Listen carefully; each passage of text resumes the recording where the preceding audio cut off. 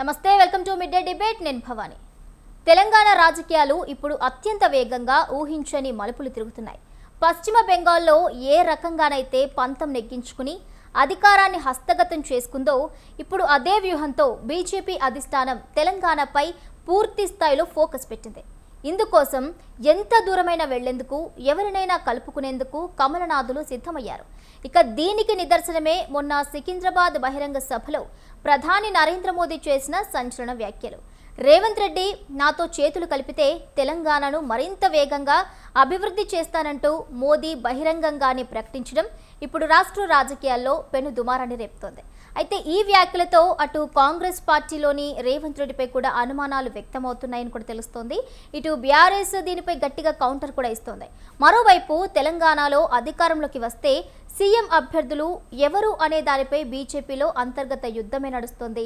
ప్రస్తుతం కిషన్ రెడ్డి, అదేవిధంగా బండి సంజయ్, ఈటెల రాజేందర్ ముగ్గురు కూడా మరి సీఎం రేస్లో ఉండగా, కేంద్ర మంత్రులుగా ఉన్న కిషన్ రెడ్డి, బండి సంజయ్లకు కూడా అధిష్టానం వద్ద గట్టి పట్టుంది అన్న టాక్ కూడా వినిపిస్తోంది. అసలు తెలంగాణ రాజకీయాల్లో ఏం జరుగుతోంది అనే దానిపై మనతో పాటు చర్చలో పాల్గొనడానికి సిద్ధంగా ఉన్నారు తాడిశెట్టి పశుపతి గారు, పొలిటికల్ అనలిస్ట్. నమస్తే అండి పశుపతి గారు.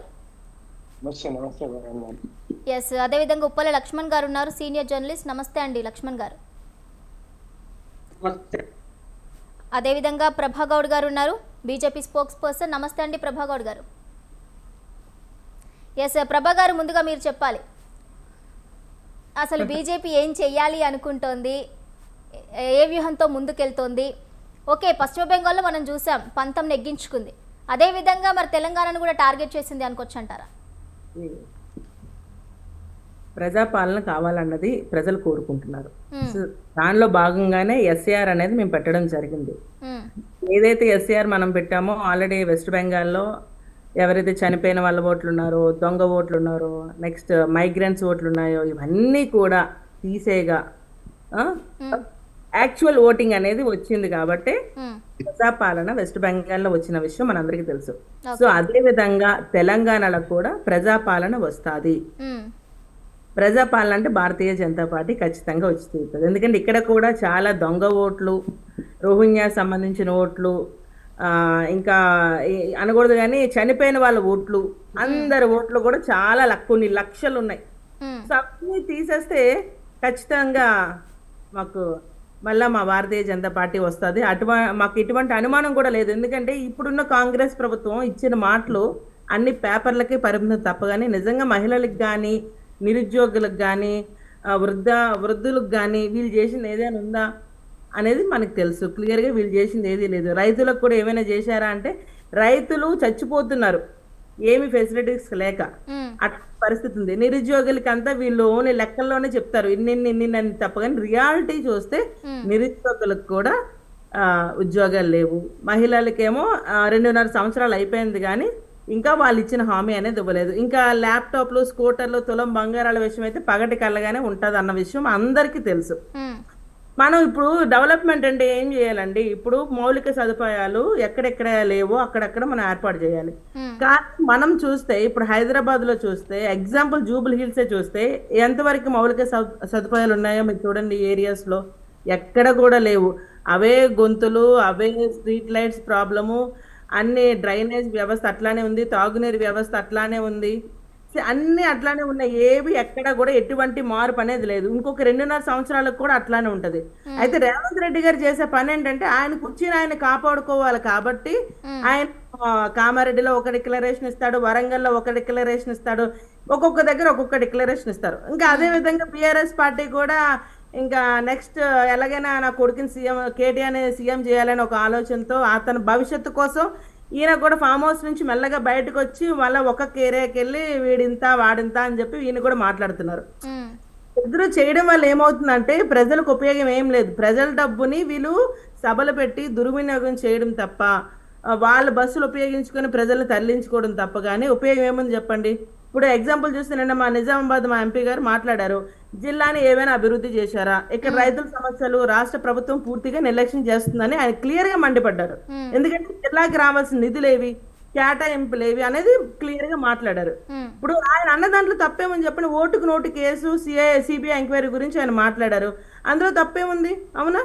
ఇప్పుడు రేవంత్ రెడ్డి ఇన్వాల్వ్ అయిన ఓటుకు నోటు కేసు పారదర్శకంగా సిబిఐ విచారణ జరిపించాలని అరవింద్ గారు డిమాండ్ చేశారు.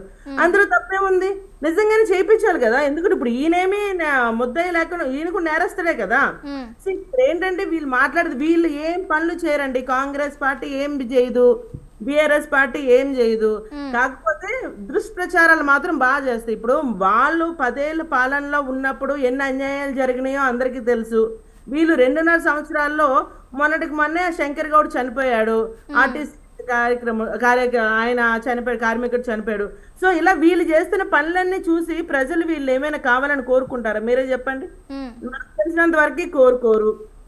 సో అంటే ఆఖరికి దీనికి ఎంత జ్ఞానం లేదంటే, రింగ్ రోడ్డు నేనే ఇస్తున్నాను, అది నేనే ఇస్తున్నాను అంటున్నారు. అసలు రింగ్ రోడ్ ఇవన్నీ కూడా ఎవరు ఇస్తున్నారండి? కేంద్ర ప్రభుత్వం ఇస్తుంది. అది కూడా నేనే ఇస్తున్నాను అంటాడు ఈయన. ఈవెన్ కేంద్ర విశ్వవిద్యాలయం దాని గురించి కూడా ఈయన మాట్లాడారు. దానికి ఎంత ఉండాలి? 5 acres ల్యాండ్ ఉండాలి. దాన్ని కూడా అది కూడా తెలియలేని అంటే ప్రజాప్రతినిధులు అట్లా ఉన్నారు మన హైదరాబాద్ లో, అంటే తెలంగాణలో ఎస్పెషల్ ప్రజాప్రతినిధులు ఎట్లా ఉన్నారంటే నాలెడ్జ్ లేరు. అంటే మేము ఏంటంటే ఒకసారి ఏ ప్రాజెక్ట్స్ కి ఎంతెంత ల్యాండ్ ఎక్వైర్ చేయాలి, ఏ పర్మిషన్స్ కావాలి, అంటే దానికి ఎట్లాంటి కమిషన్స్ ఉండాలి, వీళ్ళకి ఆఖరికి కోర్టులో కేసు ఎట్లా వేయాలో కూడా తెలియదని మనకి మన కాళేశ్వరం ప్రాజెక్ట్ తోనే తెలిసిపోయింది. అందరికి ఏమని చెప్పారు? కాళేశ్వరం ప్రాజెక్ట్ అని చెప్పారు, 1,00,000 కోట్లు ఒక్కొక్కరి దగ్గర నుంచి పైసలు లాక్కొస్తా అని చెప్పాడు ఈయన. కానీ ఆ రోజు ఆయన కమిషన్ దేనికి ఇచ్చారు? Ghost commission. అందులో ఏమి ఇచ్చారు? మేడారం దాని గురించి ఇచ్చాడు ఆయన. అది కూడా 9,000 కోట్లకి ఇచ్చాడు తప్ప, కానీ 1,00,000 కోట్లకి ఇచ్చాడు ఆయన. సో అంటే వీళ్ళు జనాల్ని డైవర్ట్ చేస్తున్నారు, మభ్య పెడుతున్నారు. మేము కాళేశ్వరంకి ఇచ్చాము కానీ అక్కడ మాకు అవ్వలేదు, మేము మళ్ళీ సిబిఐకి ఇచ్చామన్నారు. సరే సిబిఐకి ఇచ్చినట్టు అసెంబ్లీలో ఏమైనా తీర్మానం చేశారా? అది కూడా అంటే వీళ్ళు నోరుంది, నేను ఏది మాట్లాడేసినా కరెక్ట్ అయిపోతుంది అని అనుకుంటున్నారు. సిబిఐని ఇప్పుడు నేను ఉన్నానండి, నేను సిబిఐకి ఇచ్చేసానంటే అయిపోతుందా? సో నువ్వు తీర్మానం చేయాలి కదా, అసెంబ్లీలో తీర్మానం చేయాలి, లెటర్ ఇవ్వాలి, ఇవన్నీ చాలా ప్రొసీజర్ ఉంటుంది. ఆ ప్రొసీజర్ మీరు పాటించారా? వీళ్ళు ఏం చేయలేదు. ఆఖరికి మేము పెట్రోల్ గురించి కూడా పెట్రోల్ రేటు పెరిగినప్పుడు కూడా మీరు అంత ముందు కూడా మేము చెప్పింది ఏంటంటే, జిఎస్టీ పరిధిలో పెట్రోల్ది మనం యాడ్ చేయాలి, అప్పుడు ప్రజలకి ఎటువంటి ఇబ్బంది ఉండదు అని మనం క్లియర్ గా మెన్షన్ చేసాం. ఎందుకంటే మాకు ఖచ్చితంగా అంత ముందు మాకు జిఎస్టీ కమిషన్ మీటింగ్ జరిగినప్పుడు నిర్మలా సీతారామన్ గారు క్లియర్ గా చెప్పారు, మాకు 2/3 ఓటింగ్ మెజారిటీ అనేది కావాలి. అప్పుడు ఎవరు అడ్డింగ్ చేశారు? మాకు క్లియర్ గా కేరళ, వెస్ట్ బెంగాల్, తెలంగాణ, ఈ 3 స్టేట్స్ అస్సలు చాలా వ్యతిరేకించారు జిఎస్టీలోకి పెట్రోల్ ని పెట్టడానికి. సో ఇటు వీళ్ళే ప్రజాధనం కోసం కావాలని చెప్పి అన్ని వ్యతిరేకించి ఇవన్నీ ప్రజలు చూస్తున్నారు క్లియర్ గా. ఇప్పుడు సోషల్ మీడియా ఉందండి, నేనేం చెప్పినా మీరేం చెప్పినా ఏది నిజం ఏది అబద్ధం అని తెలుసుకునే జ్ఞానం ఇప్పుడు ప్రజలకి ప్రతిదీ తెలుసు. ఎందుకంటే అంత తెలివి లేని వాళ్ళైతే ఎవరు లేరు. వీళ్ళు ఇప్పుడు ఈవెన్ బండి సంజయ్ ఇష్యూ అవనేయండి, ఇప్పుడు ఇన్ని సంవత్సరాల్లో ఇప్పుడు లాస్ట్ బిఆర్ఎస్ పార్టీ ఉంది, మొన్న ఈ 2.5 సంవత్సరాల్లో ఎన్ని అఘాయిత్యాలు జరిగాయి చెప్పండి. దిశా ఇన్సిడెంట్ జరిగింది, వాళ్ళు ఉన్నప్పుడైతే మైనర్ గ్యాంగ్ రేప్ అనేది చేశారు. వాక్ బోర్డ్ చైర్మన్ కొడుకును ఒక ఎమ్మెల్యే మనవడు చేశారు, అవునా? మరి గ్యాంగ్ రేప్ ఎవడైనా పోస్టర్లు పెట్టాడా? ఎవడు పోస్టర్లు పెట్టలేదే. ఎవరైనా మెట్రో ట్రైన్ లో పోయి పాంప్లెట్లు చూపించారా? చూపించలేదే. మరి ఇది ఇంటెన్షనల్ గా ఒక కుటుంబాన్ని బయటకు లాగడం చేయడం కాకపోతే ఇంటెన్షనల్ గా చేశారనేది ప్రజలకు తెలియదండి. ఆ మాత్రం ఇంతవరకు ఎవరికండి అవసరం ఉంటే చెప్పండి. ఎందుకంటే అయితే ప్రభా గారు ఇప్పుడు మీరు అన్నారు కాబట్టి నేను అడుగుతున్నాను, ఇంటెన్షనల్ గా చేస్తున్నారు, అవును ఇంటెన్షనల్ గా, ఒక్క నిమిషం, ఇంటెన్షనల్ గా చేస్తున్నారు అంటున్నారు కదా, అది సొంత పార్టీ నుంచే అలాంటి ప్రభావాలు ఎదుర్కొంటుంది అని చెప్పి కూడా, అంటే ఈ కేసు సొంత పార్టీ ఎక్కువ ప్రభావితం చేస్తుంది అన్న టాక్ కూడా వినిపిస్తోంది. మరి మీరేమంటారు దీనికి? మాట్లాడి మేము అనేది నమ్మమండి, ఖచ్చితంగా మాకు ఎటువంటి ప్రభావం ఉండదు. ఎందుకంటే బండి సంజయ్ గారు ఎటువంటి తప్పు చేయలేదు, ఇది క్లియర్ గా. అదే నేను మీకు అదే చెప్తున్నా. ఇప్పుడు మొన్న నాగర్ కర్నూలులో ఒక 2 నెలల పసికందుని ఒక శ్రీనివాస్ రెడ్డి అని సర్పంచ్ కాలుతో తన్ని చంపేశాడు. మరి అప్పుడు ఏమైపోయారండి ఈ మహిళా నాయకులు, ఈ ఫెమినిస్ట్ అందరూ అప్పుడు ఏమైపోయారు? యాక్టివిస్ట్ లేరంటారు అప్పుడు చెప్పండి. మరి బయటకు వచ్చి ఇలా ఎందుకు ధర్నాలు చేయలేదు, ఇలా ప్లకార్డులు పెట్టుకొని ఎందుకు హడావిడి చేయలేదు, ఎందుకు పోస్టర్లు చేయలేదు చెప్పండి. మరి మెట్రోల్లోనే శ్రీనివాస్ రెడ్డి ఎక్కడా అని చెప్పేసి ఎందుకు మాట్లాడలేదు చెప్పండి. మరి మాట్లాడాలి కదా ఆ రోజున మరి ఎక్కడికి వెళ్ళిపోయినాయి ఆ గలాలు? ఈ రోజు భారతీయ జనతా పార్టీ నాయకుడు బిడ్డ ఇట్లాంటి పరిస్థితి వస్తే ఈ బయటకు వచ్చారు కదా. మరి ఆ రోజున వీళ్ళందరూ అంటే సామాన్యమైన వాళ్ళు మనుషులు కాదు, వాళ్ళ కోసం వీళ్ళు రూపాయి కూడా ఖర్చు పెట్టి రోడ్డు మీద పోస్టర్లు పెట్టరు. కానీ పేరున్న నాయకుడు బిడ్డ కోసం మాత్రం వీళ్ళు పోస్టర్లు పెడతారు. ఎందుకంటే ఏదైనా దొరికితే దాన్ని ఎంత చాటంత చేసి వాళ్ళు రాజకీయ ప్రయోజనం చేయాలన్నది బీఆర్ఎస్ పార్టీ కంప్లీట్ గా ఆలోచన చేస్తుందన్న విషయం అందరికీ తెలుసండి. ఈ రోజు వాళ్ళు ఏం మాట్లాడినా మాట్లాడిపోయినా, మీరు మొన్న ధర్నా చూసారా? ప్లకార్డులు పట్టుకొని తిప్పకొడితే 10 మంది మహిళలు ఉంటారు బీఆర్ఎస్ పార్టీ నుంచి, అంతే. ఏదో 10 మంది సైన్యం కూడా రాలేదు. 10 మంది ఆలే ఎప్పుడు కూడా ప్లకార్డులు పట్టుకోవడం, జస్టిస్ జస్టిస్ అని మాట్లాడడం తప్ప ఇంకెవరు లేరు అక్కడ. Right, okay okay Prabhakar. నేను అనేది ఏంటంటే ఇవన్నీ చూసిన దాని ప్రకారం ప్రజలు దేని నమ్మాలో దేని నమ్మకూడదో, ఏది బోటకమో ఏది నాటకమో ఏది రియలో ప్రజలకు తెలుసు. కాబట్టి ఖచ్చితంగా నెక్స్ట్ వచ్చేది భారతీయ జనతా పార్టీ అని అనుమానం అనేది మాకు ఎటువంటి విధంగా లేదు అని అంటారు. వస్తాం. Okay right. పనులు బట్టి మేమే వస్తాం అంటున్నాం. మాకు వీళ్ళు చేసే పనులు బట్టి మాకు ఎంత భయపడుతున్నారో మాకు తెలుస్తుంది. ఓకే, ఎవరు కాంగ్రెస్ వాళ్ళు భయపడుతున్నారంటారా?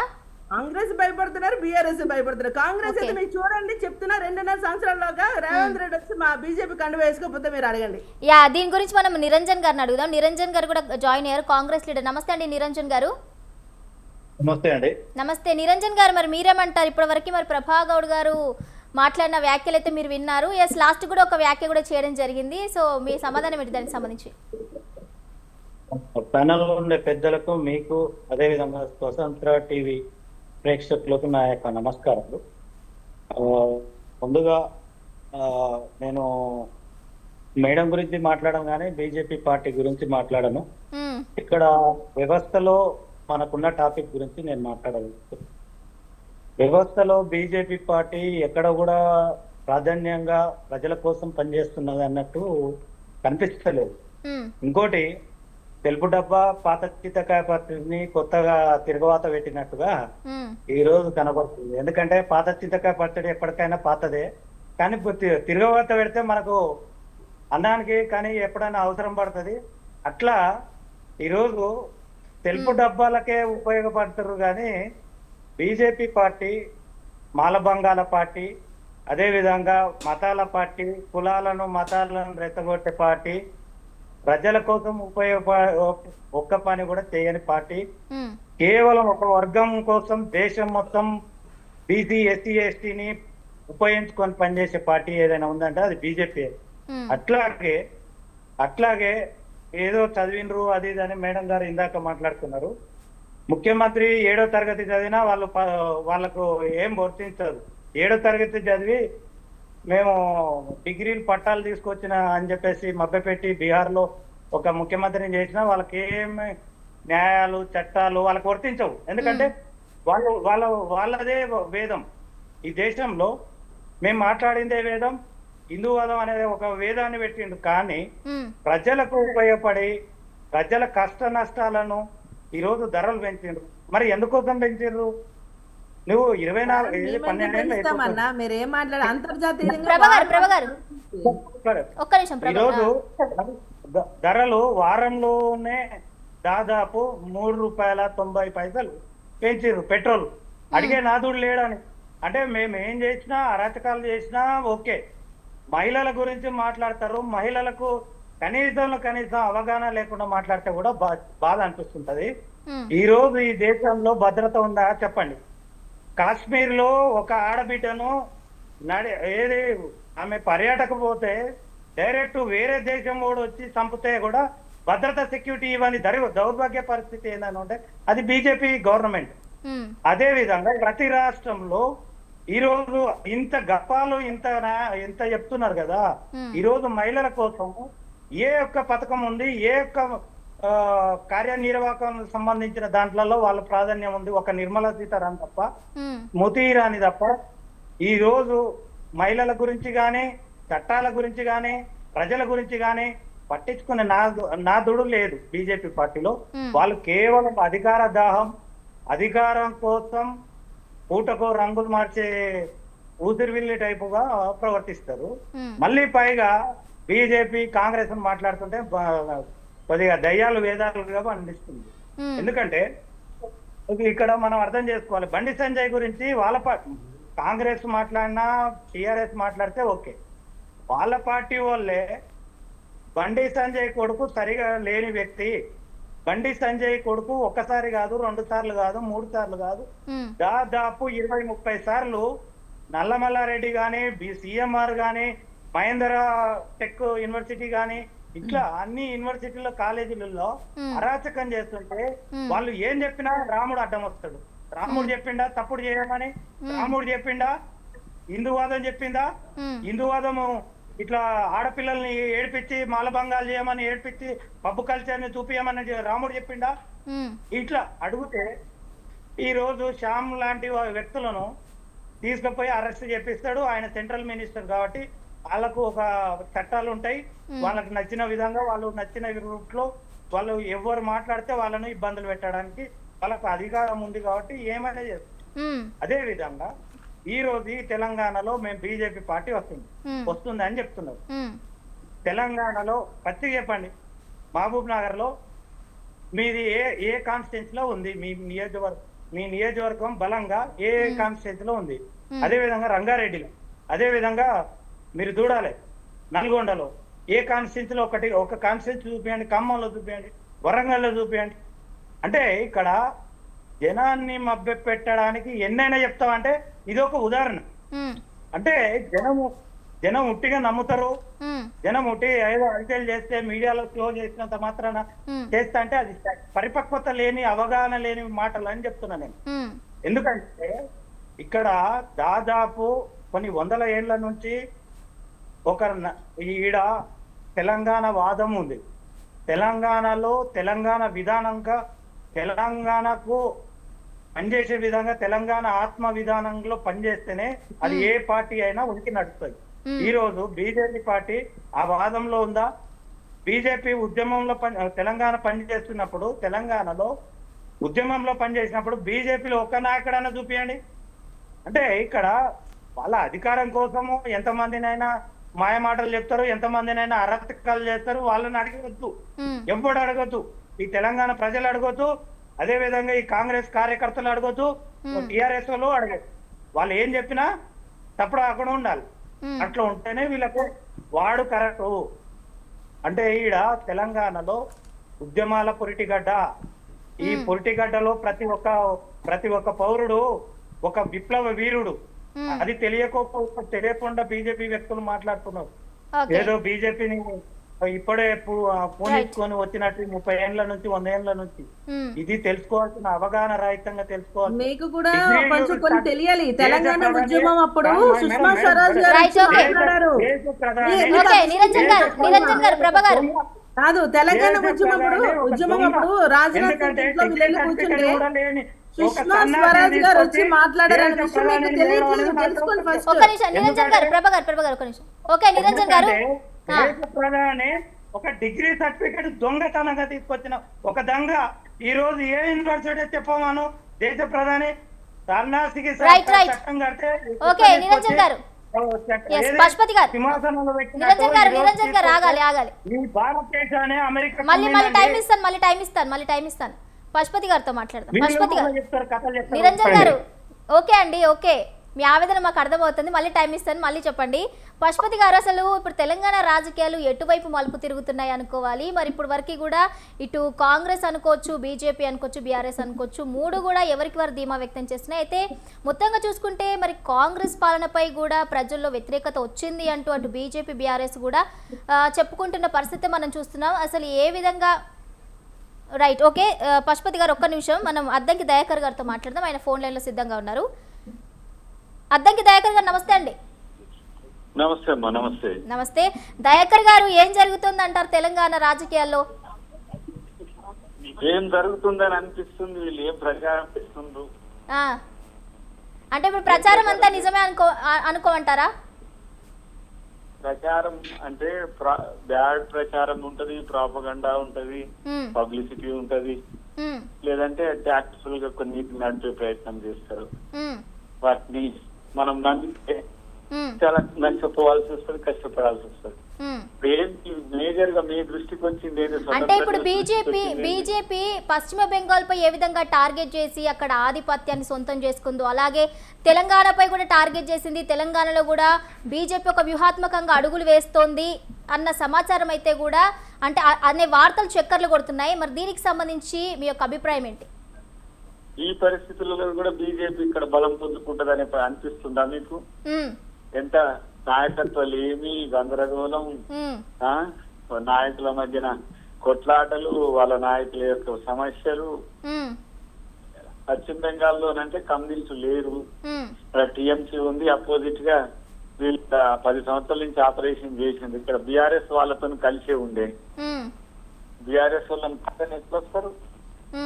బీఆర్ఎస్ ని కాదని దాటి రావడానికి లేదు. మొన్న జరుగుతున్న పరిణామాలన్నీ చూస్తే బీజేపీ వర్సెస్ బీఆర్ఎస్ గా ఎన్ని కొట్లాట్లు అవుతున్నా కూడా అవన్నీ కూడా ఒక తాత్కాలిక మజిలీలే. ఎట్టి పరిస్థితుల్లో వాళ్ళతో కలిసిపోయే పరిస్థితి ఉంటుంది. కాబట్టి అప్పుడు మరి బీఆర్ఎస్ బీజేపీ ఎవరు ముందుకు వస్తారనే దాన్ని బట్టి మనం ఒక అంచనా వేయచ్చు. మోదీ చాలా రాష్ట్రాలకు వచ్చిపోతాడు. కేరళకు కూడా వచ్చిపోయిండు, తమిళనాడు కూడా వచ్చిపోయిండు. అవును. అయితే ప్రధాని మోదీ వచ్చిన తర్వాత కూడా ప్రసంగంలో కూడా కొన్ని కీలక వ్యాఖ్యలు చేయడం జరిగింది.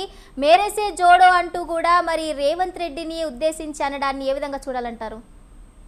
జోడమాను మాతోని కలిసి రమ్మను, రాహుల్ గాంధీని ప్రధానమంత్రిని చేసానికి వస్తారా మరి మోదీ? మా ముఖ్యమంత్రి గారు రాహుల్ గాంధీని ప్రధానమంత్రి చేయాలని కోరుకుంటున్నాడు. జోడు అని అంటే మరి జోడుతాం. మా దగ్గరకు వస్తే మరి రాహుల్ గాంధీ ప్రధానమంత్రి మోడీ గారు చేస్తా అంటే దానికి ఎవరు వెనకడికి చేస్తారు? అదేదో ఇక రాజకీయ ఎత్తుగడల్లో భాగంగా మాట్లాడేది తప్పితే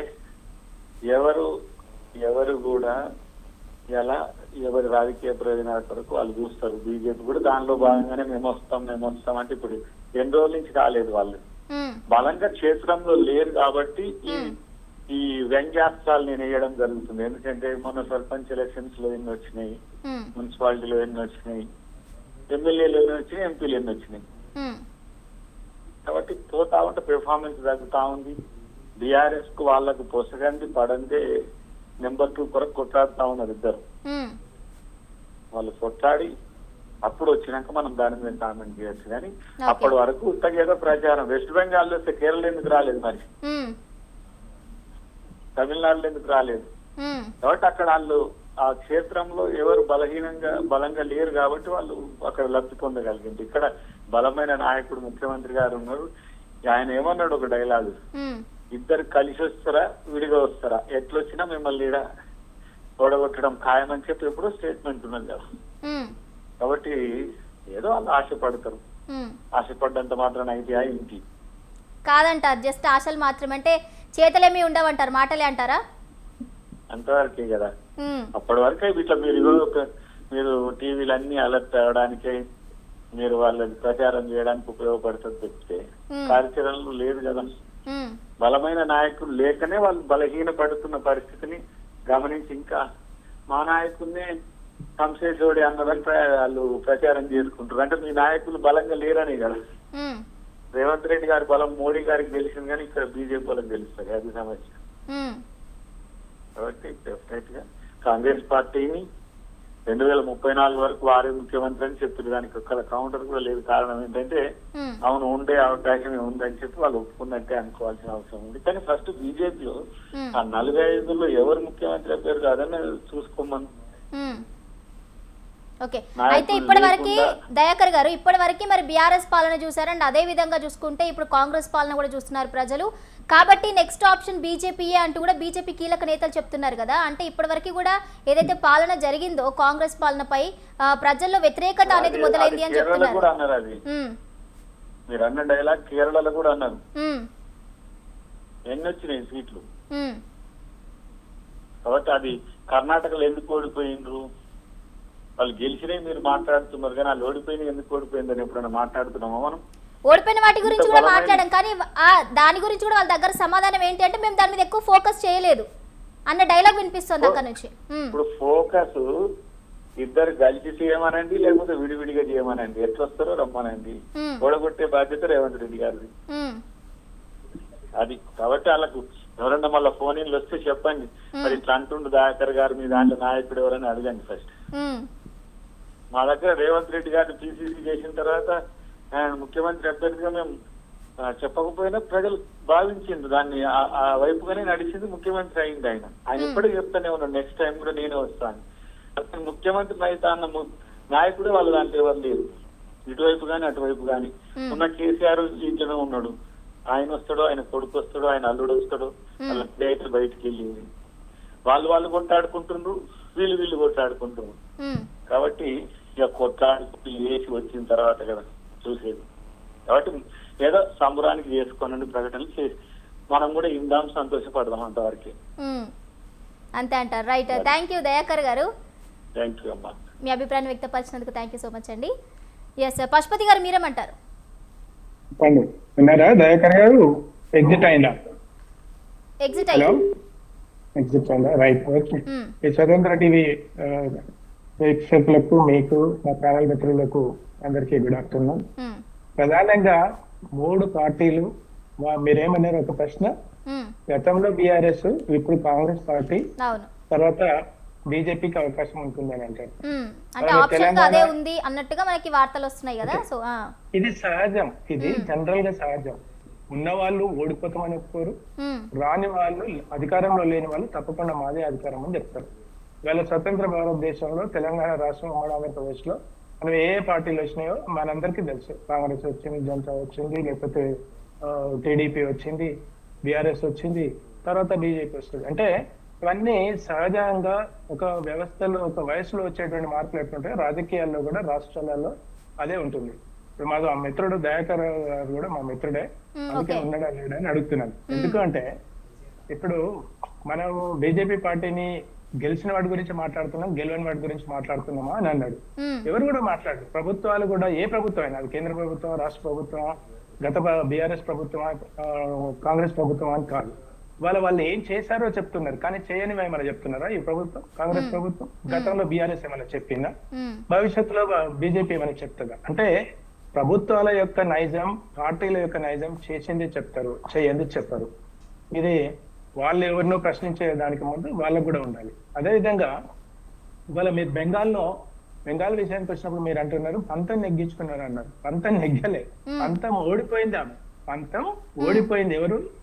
మమతా బెనర్జీ గారు. పంతం కట్టింది ఆమె. మీకు ఛాలెంజ్ ఉంటే అమిత్ షా గారిని, మీకు ఛాలెంజ్ ఉంటే నువ్వు కోల్కతాలో, వెస్ట్ బెంగాల్ అడుగుపెట్టు, నేను చూపిస్తాను అన్నది. దానికోసం ఆ పంతం కాసిండు. అంటే ఓడిపోయింది ఎవరు? పంతం కాసింది ఎవరు? మమతా బెనర్జీ. కరెక్ట్. అయితే మరి బీజేపీ గెలిచినట్టే కదా సార్, ఆమె పంతం కట్టింది. ఓకే, కట్టింది అంటే ఆమె కాసిన దానికి వీళ్ళు స్వీకరించారు, ఆమె ఓడిపోయింది, వీళ్ళు గెలిచారు, అంతేగాని దాన్ని ఏదో తీసుకోవట్లేదు. ఇప్పుడు ఎవరు కూడా భారతీయ జనతా పార్టీ గురించి మాట్లాడమో, కాంగ్రెస్ గురించి కాదు. అంటే సోదరుడు మాట్లాడినప్పుడు, నిరంజన్ తమ్ముడు మా మిత్రుడే. సో వీళ్ళందరూ ఎవరు మాట్లాడుతున్నారంటే, ఇప్పుడు మన సోదరి మాట్లాడేది వన్ సైడ్ గా మాట్లాడారు, తమ్ముడు మాట్లాడాడు, వన్ సైడే మాట్లాడాడు. ఇవాళ బీజేపీ పార్టీ కేంద్రంలో 21 రాష్ట్రాలలో ఉంది. ఏ ఒక్క మంచి పని చేయకుండానే ఇవాళ 21 రాష్ట్రాలలో అధికారంలో ఉందా? మూడో దఫా అధికారంలోకి వస్తుందా? అదేవిధంగా 2.5 సంవత్సరాలు గతంలో కాంగ్రెస్ పార్టీ ఉమ్మడి ఆంధ్రప్రదేశ్ లో ఉంది. ఇవాళ కాంగ్రెస్ పార్టీ అధికారంలోకి వచ్చింది. గతంలో ఏ ఒక్క పని చేయకుండానే అధికారంలోకి వస్తుందా? రాదు. అంటే వీళ్ళకి ఏంటి అంటే, ఎంతసేపు ప్రతిపక్ష పార్టీలు చేసిన తప్పులే చూపిస్తారు, చేసిన అభివృద్ధిని చూపించారు. అది రాష్ట్ర ప్రభుత్వం, కేంద్ర ప్రభుత్వం, ఎవరైనా కావచ్చు. వాళ్ళు అదే విధంగా మా మిత్రుడు దయాకర్ గారు చెప్పి వెళ్ళాడు, రాహుల్ గాంధీ గారిని ప్రధానమంత్రిని చేస్తే, అసలు ఫస్ట్ ఆఫ్ ఆల్ ప్రధానమంత్రి మోడీ గారు చేసినటువంటి వ్యాఖ్యలు వేరు. ఈ పార్టీలు ఒకరికొకరు దాన్ని రాంగ్ డైరెక్షన్ లో ఎక్స్ప్రెషన్ చేస్తున్నారు, ఇంటర్ప్రిటేషన్ చేస్తున్నారు. ఏమన్నాడు? ఒక అభివృద్ధి కార్యక్రమంలో నేను రాజకీయాలను మాట్లాడాను, నేను అభివృద్ధి విషయంలో మాట్లాడతాను. అభివృద్ధి విషయంలో మాట్లాడుతున్నప్పుడు గుజరాత్ కి చెందినటువంటి ఇచ్చినటువంటి బడ్జెట్ అలొకేషన్స్ నీ రాష్ట్రానికి కూడా ఇస్తే నీకు అంతకంటే తగ్గుతుంది, అంతకన్నా ఎక్కిస్తున్నా అనుకుంటూ దాంట్లో కంటిన్యూటీగా నువ్వు నాతో కలిసి పనిచేద్దామని అన్నాడు. అంటే పని చేద్దాము అంటే గతంలో రేవంత్ రెడ్డి గారు ముఖ్యమంత్రి అయిన తర్వాత మేము కలిసి పని చేస్తామని ఒక పాజిటివ్ నోట్ లో మోడీ గారిని సభలకు వెళ్ళారు, మోడీ గారిని కలిశారు, మోడీ గారిని అప్రిషియేట్ చేశారు. మీ సహకారం మాకు కావాలన్నారు. సహకారం మాకు కావాలంటే ఈయన ముఖ్యమంత్రి, పార్టీ మారిన తర్వాత ముఖ్యమంత్రి అయితే అప్పుడు నాకు సహకారం కావాలని దీన్ని రాంగ్ ఇంటర్ప్రిటేషన్ చేయడం అనేది అది దౌర్భాగ్యం. మోడీ గారు కూడా ఏమన్నారు? ఆ జోడే అంటే కలిసి పని చేయాలి కదా. ఎలక్షన్స్ ఉదాహరణకు రేవంత్ రెడ్డి గారు నెక్స్ట్ అక్కడ ఏంటి మహబూబ్ నగర్ ఎంపీ ఉన్నారు కదా, ఆవిడ లేడీ బీజేపీ ఎంపీ. అంటే గతంలో ఎలక్షన్స్ కు ముందు బాగా కొట్లాట పెట్టుకొని రేవంత్ రెడ్డి గారు ఒక సభలో ఎలక్షన్స్ అయ్యేంత వరకే మనం రాజకీయాలు, ఎలక్షన్స్ అయిపోయినాక మనం అంతా కలిసి అభివృద్ధి కోసం పనిచేద్దాము, అది కేంద్ర ప్రభుత్వం నుండి వచ్చే బడ్జెట్ కావచ్చు, రాష్ట్ర ప్రభుత్వం వచ్చే బడ్జెట్ కావచ్చు, అది అత్తగారి సొమ్మైనా ఆడపిల్ల సొమ్మైనా అభివృద్ధి కోసం చేద్దామని అన్నాడు. అంటే అభివృద్ధిలో భాగంగా మాట్లాడిన దాన్ని ఇక రేవంత్ రెడ్డి గారు పార్టీ ఫిరాయిస్తుండని, లేకపోతే రేవంత్ రెడ్డి గారిని ఈ పార్టీలో ఇక ఎవ్వరు లేరు ఆయననే రమ్మన్నాడని వాళ్ళు మళ్ళొకరిని అనుకోవడం, అంత భావ వ్యక్తీకరణను రాంగ్ ఇంటర్ప్రిటేషన్ చేయడం అది పద్ధతి కాదని చెప్తున్నాను. ఎందుకంటే ఆయన కలిసి అభివృద్ధి పనిలో మీరు కలిసి రండి, పని చేద్దామని అన్నాడు. ఇవాళ మీరు నితిన్ గడ్కరీ దగ్గరికి వెళ్ళండి, అది ఏ ముఖ్యమంత్రి అని పోండి, ఏ పార్టీ కూడా పోండి, రీజనల్ పార్టీ పోండి, నేషనల్ పార్టీ పోండి, ఓకే నాకు ఇది కావాలి సార్ అంటే అది నిజంగా జెన్యూన్ ఉంది అనుకో, immediately sanction, irrespective of the parties, irrespective of the లొల్లి. అంటే ఒక అభివృద్ధిలో కలిసి ప్రయాణం చేయాలనుకోడు. అంతే తప్ప దాన్ని అరవింద్ గారు కూడా మా ప్రధానమంత్రి గారు రమ్మన్నారు, ఇంకా ఈయన వస్తాడేమో, మా పార్టీలో లేరేమో అంటే, ఇవాళ అధికారంలో రేవంత్ రెడ్డి గారు ఉన్నారు కాబట్టి మోడీ గారు రమ్మన్నాడు, ఇక ఈయన వెళ్ళిపోతాడు అంటే ఆయన మీద ఒక నిందగానికి వేసేస్తే రేపటి రోజున కాంగ్రెస్ వాళ్ళు ముందే అపనమ్మకం ఉంటారు వాస్తవానికి కూడా అధిష్టానం. ఎందుకంటే గత చరిత్ర తీస్తే చాలా చాలా రాష్ట్రాలలో 8 రాష్ట్రాలలో 3 4 ఒకటే టర్మ్ లో మార్చినటువంటి హిస్టరీ ఉంటది. కాబట్టి ఆయన మీద కొంచెం ఇన్సెక్యూర్ క్రియేట్ చేసి, ఆయన మీద ఒక అపనమ్మకాన్ని క్రియేట్ చేసి, ఇదే అదనంగా వాళ్ళు అధిష్టానం తీసుకొని ఇంకేదైనా మంచి డీల్ కొట్టి ఇంకెవరన్నా, ఇప్పుడు ఆల్రెడీ మన ఎవరు ఖమ్మం నుండి రెవెన్యూ మినిస్టర్ గారు లేకపోతే సీనియర్ అయినటువంటి ఉత్తమ్ కుమార్ రెడ్డి ఇలా ట్రై చేస్తున్నారు అనే దానికి వీళ్ళు ఆద్యం పోసి ఆయనకు ఒక ఎగ్జిస్టెన్సీ లేకుండా ఉండడం కోసమే చేస్తున్నారు తప్ప అది పెద్దగా మోడీ గారు అన్నది ఆ ప్రాతిపదికన కాదు. అభివృద్ధిలో మీరు కలిసి రండి, చూపిస్తాను, కలిసి రండి, పని చేద్దామని అన్నారు తప్ప ఇది పార్టీలోకి రండి, ఇక నాకు ముఖ్యమంత్రులు ఎవరు లేరు మీరే రమ్మని వీళ్ళు వక్రీకరించడం పద్ధతి కాదు. అది పాజిటివ్ గా తీసుకోవాలి. అదే విధంగా మన సోదరుడు అన్నాడు, అంటే ముఖ్యమంత్రులు ఇక సర్టిఫికెట్లు ఎక్కడ పనిచేస్తున్నాయి, ఎక్కడ పనిచేస్తలేవు, సీనియారిటీ ఎక్కడ పనిచేస్తుంది, ఎక్కడ పనిచేస్తలేవు మన అందరికీ తెలుసు. సీనియారిటీ పనిచేసినటువంటి హనుమంతరావు గారు లేకపోతే పార్టీకి ఎప్పుడు పురుగురుద్దులు ఉన్నటువంటి కాంగ్రెస్ లో వాళ్ళకు లేదు స్థానం. ఇవాళ రేవంత్ రెడ్డి గారు వచ్చేసి గద్దెలాగా ఆయన ముఖ్యమంత్రి కొట్టుకపోయిండు. బీజేపీ పార్టీలో కూడా గతంలో జెండాలు మోసి వాళ్ళు కొట్లాట పెట్టుకొని లేకపోతే వాళ్ళ సర్వం త్యాగం చేసినటువంటి బీజేపీలో కూడా వాళ్ళకు పార్టీలో టికెట్లు ఇవ్వకుండా బీఆర్ఎస్ పార్టీ ఉద్యమంలో 100 మంది తమ్ముడు లాంటి వాళ్ళు కూడా పనిచేసినటువంటి వాళ్ళకు కూడా ఒక రికగ్నైజేషన్ లేకుండా ఎవడో పార్టీలు మారినోనికి అన్ని పార్టీలు టికెట్ ఇస్తున్నాయి. బీజేపీ పార్టీ టికెట్లు ఇస్తుంది, బీఆర్ఎస్ పార్టీ టికెట్లు ఇస్తుంది, కాంగ్రెస్ పార్టీ టికెట్లు ఇస్తుంది. ఈ రోజు ఎవరంటే అందరూ, అంటే నేను ఒక్కటే ఏం చెప్పదలుచుకున్నా అంటే ప్రభుత్వాలు ఏవైనా ఏం పని చేసినాయో చేసిన దాన్నే చెప్తారు, వాటిని ఏ విధంగా ఇంప్లిమెంటేషన్ చేయాలో అది చెప్పారు. ప్రతిపక్ష పార్టీలు ప్రభుత్వాలు చేసే తప్పునే చేస్తారు, వేలెత్తి చూపిస్తారు, కానీ ప్రభుత్వం చేసిన ఒక్క మంచి పని కూడా ఏ రోజు కూడా మీరు ఇంకా 5 సంవత్సరాలు 2.5 సంవత్సరాల్లో ఏ ఒక్క మీటింగ్ లోనైనా ఏ ఒక్క ప్రెస్ మీట్ లోనైనా ప్రతిపక్ష పార్టీలు రేవంత్ రెడ్డి గారు ఇదొక్క పని మంచి చేసిండని అన్న సందర్భాలు ఉన్నాయా?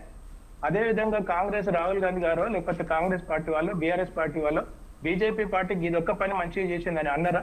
ఈ 2 పార్టీలు కలిసి గతంలో బీఆర్ఎస్ పార్టీని అన్నారా? అనరు. అంటే నేను ఎప్పుడు ఏం కోరుకున్నానంటే బాధ్యతాయుతమైనటువంటి ప్రతిపక్ష పాత్ర పోషించినప్పుడు ప్రజలందరూ ఆశీర్వదిస్తారు, ఆదరిస్తారు.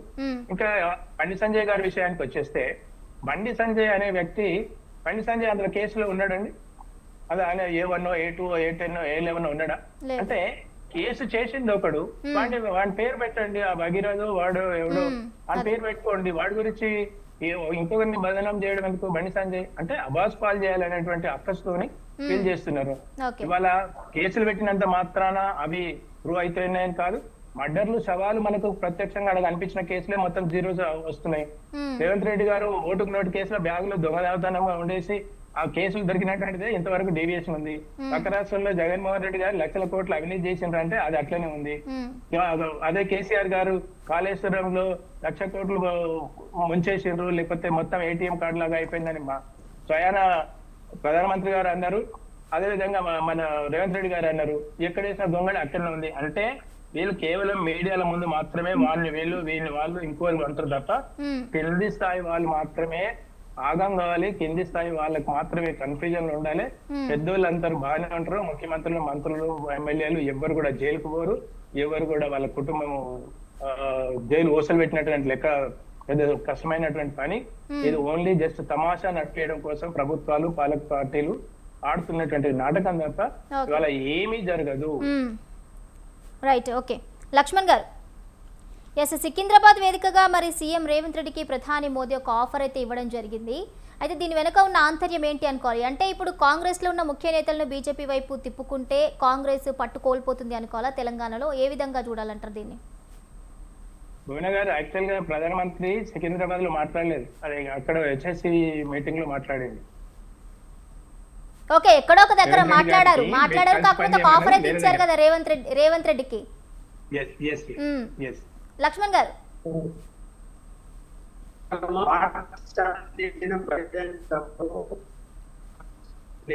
వాయిస్ బ్రేక్ అవుతుంది సార్. లక్ష్మణ్ గారు వాయిస్ బ్రేక్ అవుతుంది, ఒకసారి చూసుకోండి. లేదు, క్లారిటీ లేదు, లేదు, వినిపించట్లేదు. ఒక్కసారి లక్ష్మణ్ గారు ఒక్కసారి ఎగ్జిట్ అయ్యి మళ్ళీ జాయిన్ అవ్వండి. ఎస్, ప్రభా గారు, మరి మీరేమంటారు? ఇప్పటి వరకు మరి దయాకర్ గారు కూడా మాట్లాడారు ఇంతకుముందు. సో మీరేమంటారు? మీ అభిప్రాయం ఏంటి మరి దీనికి సంబంధించి? మాటలు తప్ప చేతలేమీ ఉండవు, అది అసలు జరగని పని అంటూ కూడా ఆయన వ్యాఖ్యానించడం జరిగింది. వాళ్ళు చెప్పడం వాళ్ళే కదండి మాటలతో చెప్పేది, మేము ఎక్కడ చెప్పండి.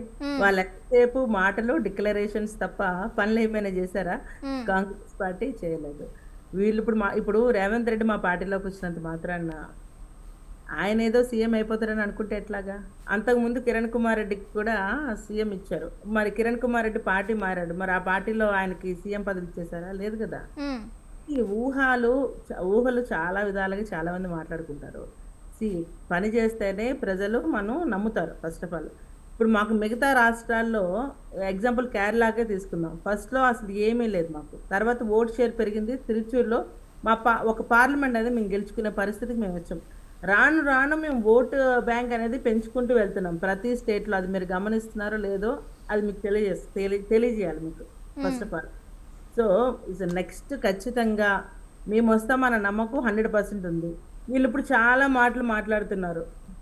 మాట్లాడుతున్నారు, కానీ వాళ్ళకి కూడా తెలుసు అండి నిజాలు ఏంటి అనేది, వాళ్ళకి క్లియర్గా తెలుసు. ఇప్పుడు ప్రజలు ఎవరిని రాళ్ళిచ్చి కొట్టే పరిస్థితిలో ఉన్నారో, ఎవరిని ఆహ్వానించే పరిస్థితిలో ఉన్నారో మనం చెప్పనవసరం లేదు. వాళ్ళు చేసే పనులే వాళ్ళకి ఆ పరిస్థితి తీసుకొస్తాయి. వృద్ధాప్య పెన్షన్ అని చెప్పారు, 4,000 అన్నారు, ఇచ్చారా? మీరు చెప్పండి, మీకు అడుగుతున్నా. ఇవ్వలేదు కదా. మరి వీళ్ళు ఏ ముఖం పెట్టుకొని ప్రజల దగ్గర పోయి ఓట్లు అడుగుతారండి?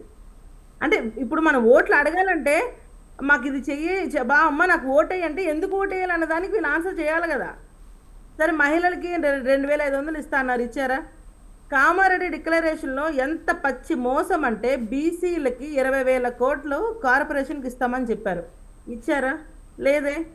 ఇంకా మిగతా చిరు వ్యాపారాలకి, బీసీ చిరు వ్యాపారాలందరికీ కూడా వ్యాపారం పెట్టిస్తాము, డబ్బులు ఇస్తాము అని చెప్పారు, సాయం చేస్తామన్నారు, చేశారా? చేయలేదే. ఇలా ఒక వర్గం అని కాదు, ప్రతి వర్గానికి వీళ్ళు అన్యాయమే చేశారు. వీళ్ళు మా గురించి మాట్లాడుతున్నారు, హిందువులు ఇది అది అని. అసలు క్లియర్గా కాంగ్రెస్ పార్టీ ఇక్కడ తెలంగాణలో వచ్చిన దగ్గర నుంచి రేవంత్ రెడ్డి ఏం మాట్లాడుతున్నారు చెప్పండి? కాంగ్రెస్ అంటే ముస్లిం అంటే కాంగ్రెస్ అని మాట్లాడింది మేమా ఆయన? చెప్పండి. టెంపుల్స్ అన్నిటినీ కూడా ధ్వంసం చేసింది ఎవరిక్కడ? విగ్రహాలను ధ్వంసం చేసింది ఎవరిక్కడ? కాంగ్రెస్ పార్టీ. అంతకుముందు ఇట్లాంటి జరిగినాయా? సరే, విగ్రహాలు గుళ్ళు ధ్వంసం చేసినప్పుడు వీళ్ళు కంప్లైంట్ చేయండి, ఎవరు చేశారంటే సీసీ కెమెరాలో ఎవడో దొరికాడు, వాడి మీద కంప్లైంట్ చేస్తే వీళ్ళు వాడికి ఏమైనా స్టేట్మెంట్ ఇచ్చారు? వాడికి క్లియర్గా ఏమని చెప్పాడు? మతిస్థిమితం లేదు, ఎవడైతే ధ్వంసం చేశాడని చెప్తున్నారు. నేను చెప్పండి, మతిస్థిమితం లేనివాడు వచ్చి ఒక గుడిని విగ్రహాన్ని ధ్వంసం చేస్తాడా? అంటే గుడి తప్ప వారికి ఇంకేం దొరకలేదా? అంటే ఇది క్లియర్గా కాంగ్రెస్ పార్టీ చేస్తున్న పనులే కదా. నెక్స్ట్ మొన్న ఎన్నో సంవత్సరాల క్రితం ఉన్న, ఎప్పుడో శతాబ్దాల పాటు క్రితం ఉన్న టెంపుల్, పురాతన మన యాన్సెంట్ ప్రాపర్టీ, దాన్ని తీసేసి అక్కడ స్కూల్లో నిర్మించే ప్రయత్నం చేస్తున్నారు. మరి వీళ్ళు ఎన్నో చోట్ల దర్గాలు ఎట్లా పెట్టారు? సో ఇక్కడ ఏంటంటే మతం కులం కాదు, వీళ్ళు ఒక వర్గాన్ని టార్గెట్ చేసుకొని వాళ్ళకి మంచి చేయాలి అన్న దీని మీద హిందువులందరినీ కూడా కింద పరిచే విధంగా వీళ్ళు మాట్లాడుతున్నారు. మనం ఆయన రేవంత్ రెడ్డి మాట్లాడిన ప్రతి రికార్డు చూసుకుంటే కింద వాళ్ళని కింద పరిచేటట్టు మాట్లాడుతున్నాడు తప్ప ఒక్కటైనా కూడా వాళ్ళకి మంచి విధంగా మాట్లాడా? ప్రతిసారి కూడా మేము కాంగ్రెస్ అంటే ముస్లిం అంటే కాంగ్రెస్ అని చెప్తాడు ఆయన. అంటే మేము అందరం కూడా ఆయన పేరు రేవంత్ రెడ్డి లేకపోతే రేవంత్ ఉద్దీన్ అని కూడా మేము అనుకున్నాంలేండి. అది కూడా ఇప్పుడే కరెక్ట్ అని కూడా తెలుస్తుంది. సో కాబట్టి ఈయన్ని ప్రజలు చూస్తారు. ఎందుకంటే రేవంత్ రెడ్డి అనే వ్యక్తికి రాజకీయంగా కొంత అనుభవం ఉండొచ్చు కానీ సీఎం అయ్యే అనుభవం అనేది ఆయనకి లేదు. సో మాటలు చాలా చెప్తారండి. ఎలక్షన్ ముందు చాలా మాటలు చెప్పారు. కానీ వాళ్ళు ప్రత్యక్ష రాజకీయాల్లోకి ప్రత్యక్షంగా ప్రజల్లోకి వచ్చినప్పుడు వాళ్ళు ఏం మాట్లాడుతున్నారు? తిడుతున్నారండి. హైడ్రా పేరు అని చెప్పి ఒకప్పుడు ఇదే రేవంత్ రెడ్డి ఇట్లాగే ఇల్లులు కూలిస్తే ఏమని చెప్పాడు ఆ రోజు? ఈ ల్యాండ్ రెగ్యులరైజేషన్ చేయొచ్చు కదా, ఎందుకు మీరు ఇట్లా చేశారు, ప్రజలను ఎందుకు ఇంత బాధ పెడుతున్నారు అని మాట్లాడే వ్యక్తి మరి ఈ రోజున ఎందుకు అలా మాట్లాడలేదు? ఈ రోజు మరి బట్టి విక్రమార్క ఇంటి దగ్గర ఉన్న అక్కడ ఉన్న ఏరియాని వీళ్ళు హైడ్రా అని చెప్పి మొత్తం కూలగొట్టేశారు కదా. మరి కూలగొట్టుకుంటా ఒక జీవో పాస్ చేయొచ్చు కదా, రెగ్యులరైజేషన్ చేయొచ్చు కదా, ఎందుకు చేయలేదు చెప్పండి?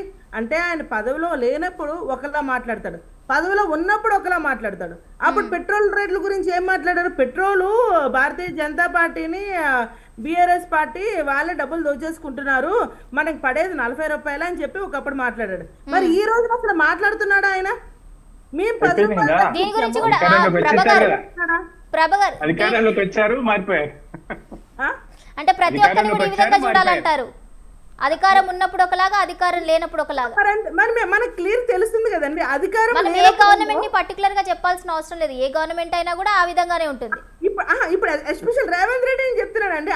అంతకు ముందు రేవంత్ రెడ్డి ఏం మాట్లాడాడు? పేదలవి ఇల్లులు ఎందుకు ఇలా కూలుస్తున్నారు, రెగ్యులరైజేషన్ చేస్తే అయిపోతుంది కదా అన్న మనిషి మరి ఈ రోజు ఎందుకు రెగ్యులరైజేషన్ చేయకుండానా పేదవాళ్ళు ఇల్లు కూల్చారు చెప్పానండి? దానికి ఎవరైనా అడుగుతున్నారా? మరి ఇదే మనిషి, ఇదే రేవంత్ రెడ్డి ఆనాడు మాట్లాడాడు, మళ్ళీ ఇదే రేవంత్ రెడ్డి ఇల్లులు కూల్చి ప్రజల్ని రోడ్డు మీద తీసుకొచ్చాడు. ఆఖరికి వాళ్ళకి ఇల్లులు కూడా లేవు. ఇంకోటి కూడా చెప్తున్నా, ఇందిరమ్మ ఇల్లులు ఎవరికి ఇస్తారండి? బిలో పవర్టీ లైన్ వాళ్ళకి కదా ఇందిరమ్మ ఇల్లులు ఇస్తారు. మొన్న పొంగులేటి గారు ఇందిరమ్మ ఇల్లులు ఎవరికి ఇచ్చారండి? వాళ్ళ అబ్బాయి అంతా లండన్ లో పనిచేస్తాడంట, ఆ కూతురు అంటే గవర్నమెంట్ లో పనిచేస్తుందంట. ఇంకా ఎక్కడ అంటే ఒక స్థాయిలో అలాంటి వాళ్ళకి ఇందిరా మిల్లులు అంట. అది కరెక్టా? మీరే చెప్పండి. యాజ్ ఎ మీడియాగా నేను మీ స్వతంత్ర టీవీకి అడుగుతున్న క్వశ్చన్ ఏంటంటే, అలాంటి వాళ్ళకి ఇందిరా మిల్లులు ఇస్తారా కాంగ్రెస్ పార్టీ?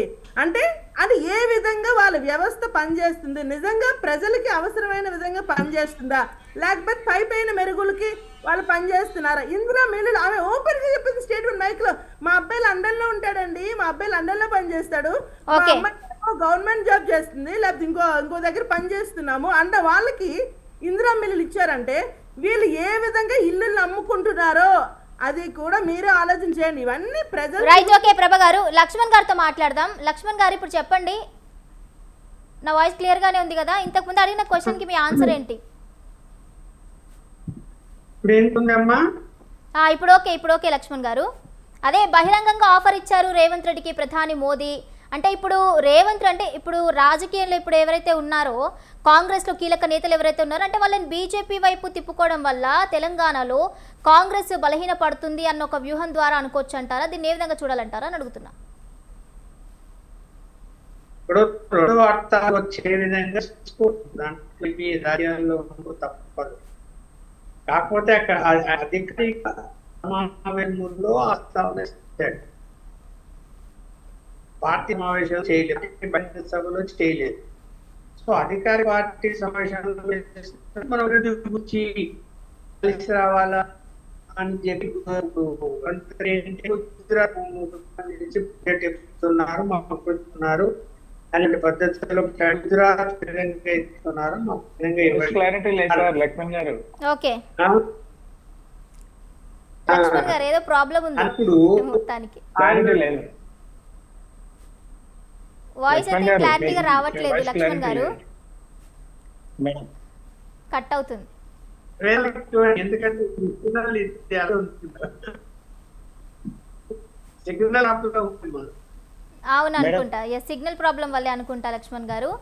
ఏమనుకోవద్దు, ఎందుకంటే వాయిస్ క్లారిటీగా లేదు, ఎవరికి ఏం అర్థం అవ్వట్లేదు మీరు అసలు ఏం మాట్లాడుతున్నారు అని చెప్పి. సో నెక్స్ట్ గెస్ట్ దగ్గరికి వెళ్తున్నాను లక్ష్మణ్ గారు. నేను చెప్పండి నిరంజన్ గారు.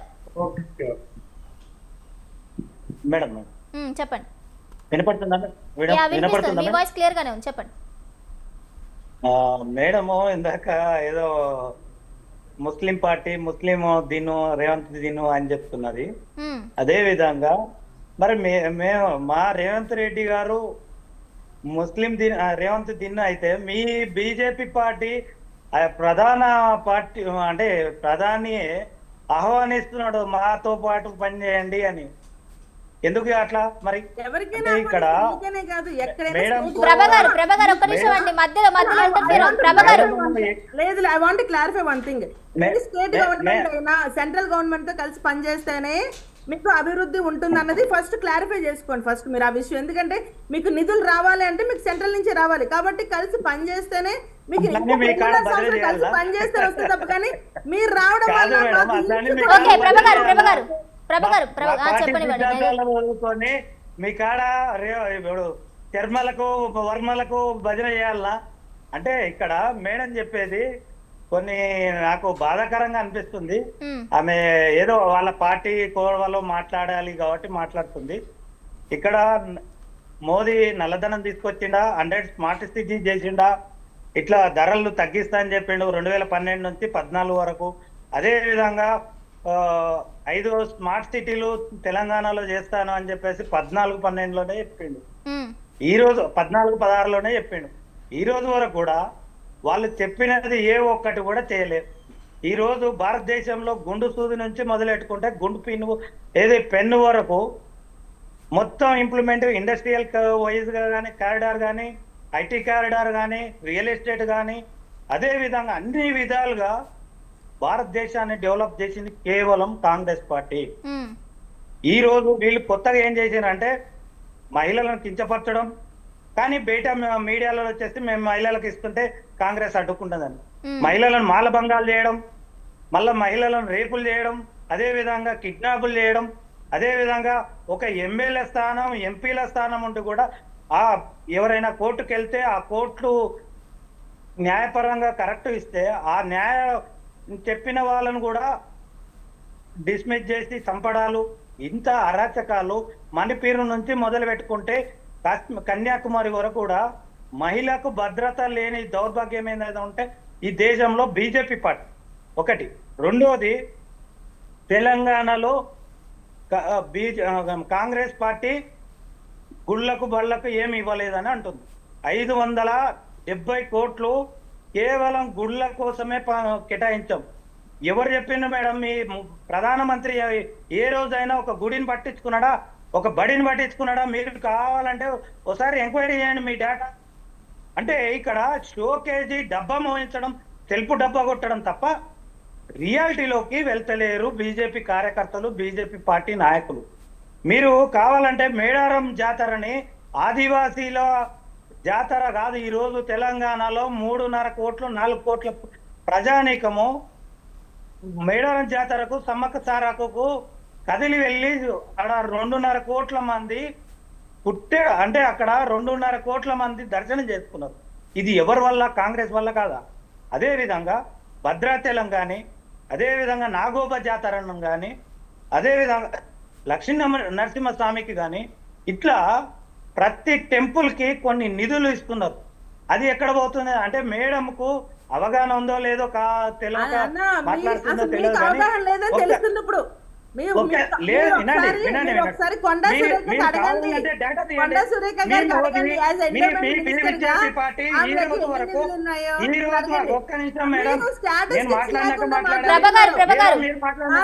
గత 10 యూపీఏ గవర్నమెంట్ ఉన్నప్పుడు కొన్ని లక్షల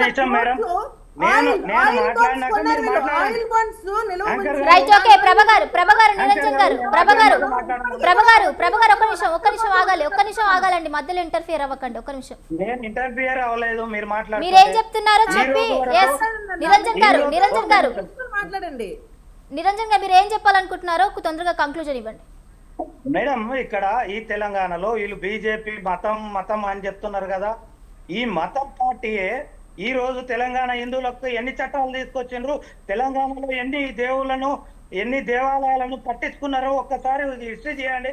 ఒక్క దేవాలయాన్ని 100 కోట్లు అన్నం చేసి వాళ్ళ చేతులనే కదా కేంద్రం ఉంటది. మరి ఈ రోజు వరకు కూడా ఒక టెంపుల్ ఎందుకు పట్టించుకోలేదు? గప్పాలు కొట్టడం కాదు అనేది చెప్తున్నాను. అట్లాగే రాహుల్ గాంధీ గారు ఒకటే చెప్తున్నారు, పార్టీలు ఏదైనా ప్రజలకు అనుగుణంగా పనిచేయాలి అని చెప్తున్నారు. వీళ్ళేం చెప్తున్నారు? హిందూవాదం అంటారు, బోలో భారత్ మాతాకి జై అంటారు. భారత్ మాత ఈ దేశంలో వేరే మతాలకు పనికిరాదా? అంటే భారత్ మాత అంటే ముస్లిం మైనార్టీ వీళ్ళకు పనికిరాదు, వీళ్ళు కాదా? ఈ ఈ 100 ఏళ్ల కాలంలో ఈ భారతీయులు కాదా వీళ్ళు? వీళ్ళకి చట్టాలు లేవా? ఈ మేడం ఎట్లా మాట్లాడుతుంది? హిందువులు ఎట్లా మాట్లాడుతుంది? ఓకే, వ్యక్తిగతంగా వద్దు నిరంజన్ గారు, వ్యక్తిగతంగా వద్దు.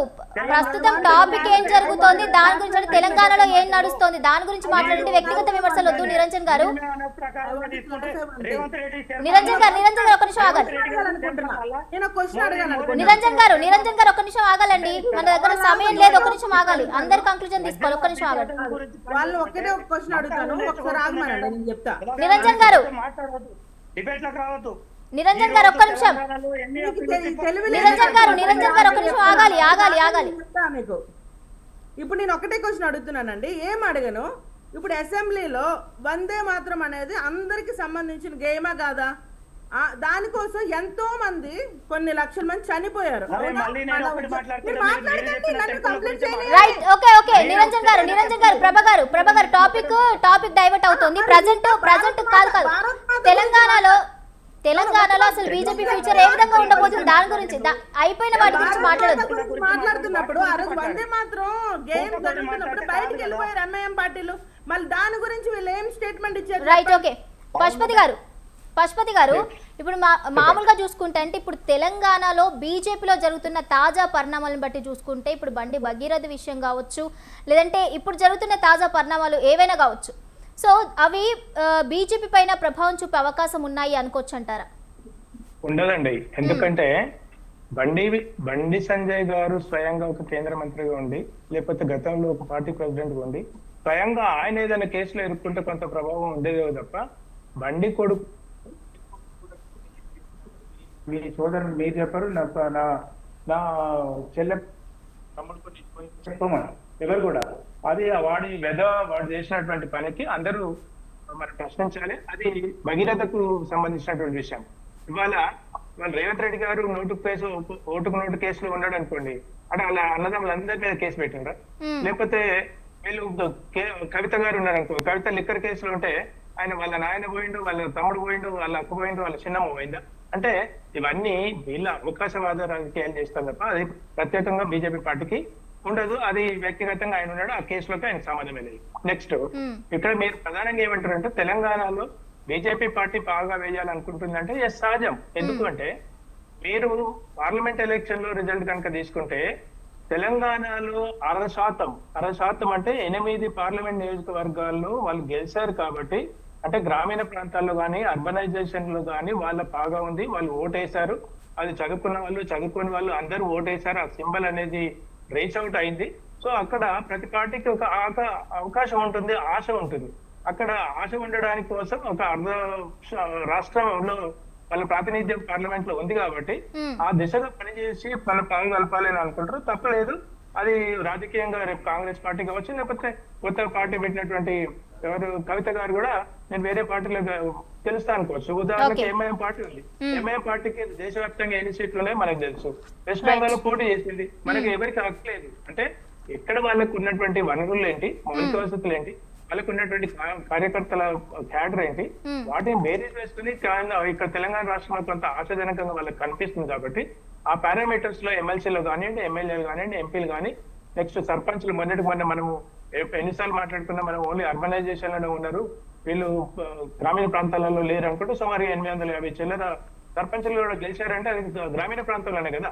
వ్యవస్థ పర్సన్ ఎవరైనా కావచ్చు, ఆ పార్టీకి రిప్రజెంట్ చేసుకుంటున్నటువంటి వ్యక్తులు వాళ్ళు ఉన్నారు కాబట్టి అక్కడ వాళ్ళకు అవకాశం ఉంది. కాబట్టి ఆ అవకాశం దిశగా వాళ్ళ అడుగులు వేయడం తప్పు కాదని నేను అనుకుంటున్నాను.